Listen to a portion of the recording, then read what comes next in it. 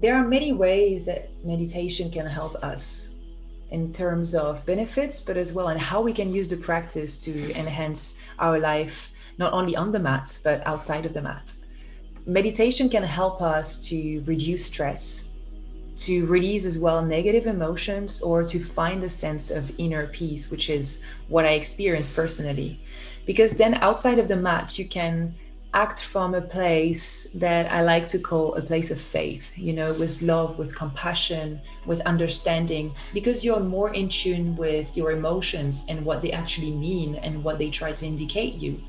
And you can act from a place of faith instead of a place of fear, where you might feel resentment and guilt or low self esteem, for example.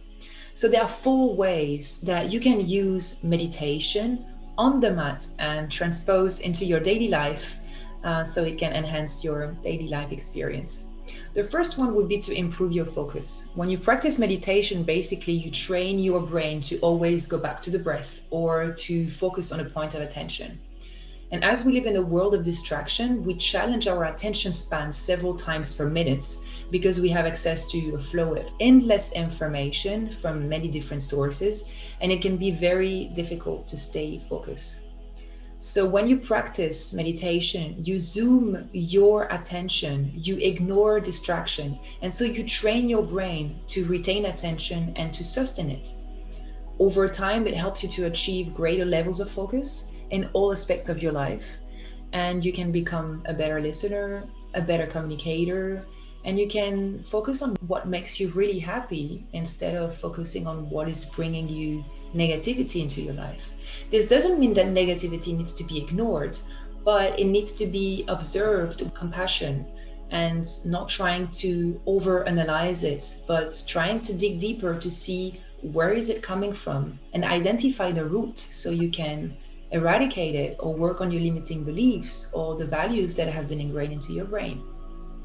The second way meditation can help you is to zoom out. Sometimes or often, when we have negative talk or toxic thought or emotions, they can become really sticky. And the more you give it meaning and attention, the more it grows in you. So, by zooming out, it gives you the ability to take some distance and some perspective, and it can be very insightful. And when you see the bigger picture, such as, okay, will it matter in 6 months or a year or 2 years? It helps you to free your mind from addictive emotional patterns of victimization and overindulgence, for example. So you can see the other side of a situation and you can release it and let it go. The third way that meditation can help you is to pause, to take that break, to take that breath. Because most of the time we experience our lives in autopilot. So it doesn't mean that autopilot is something that is negative. It's a very useful function into our body that helps us to automate some of our daily activities that sometimes require very complex coordination of muscle, attention, and firing neurons together. But it means that sometimes we live our life in a very repetitive way. We create more of the same every day, and we reenact patterns and behaviors that we are used to engage with.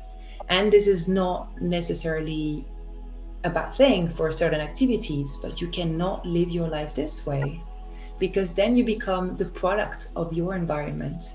You don't respond anymore, you react, which is fundamentally different because when you respond, it means that you assimilate the information, you digest it, you take that break, and then you can respond in a proper way. Reacting is beyond understanding. Your mind doesn't even have to think that you already reacted. It's like an impulse. And at the end of the day, it might not really serve you and it can have negative impacts. So meditation teaches us to take that break, to be in the present moment, and to act from a new mental and emotional place when we take that break. The fourth one, and how meditation can benefit you, is change the channel.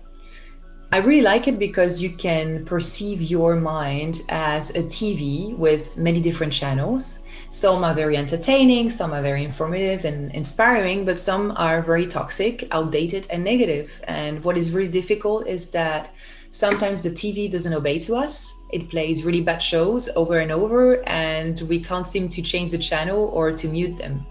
So that's why we practice the zoom in, the zoom out, or to take that pause to notice and observe and reframe what is happening. So we are able then to switch the channel. So the more you focus on what you want and dig deeper into your feelings, the better you will get to know yourself and you will be able to choose your channel. So once we are able to create those new patterns and new connections in our brain, you are able more than to create a new baseline of emotions and thoughts. And you can act from a new state of being. So it requires time and practice, but it's really, really worth it.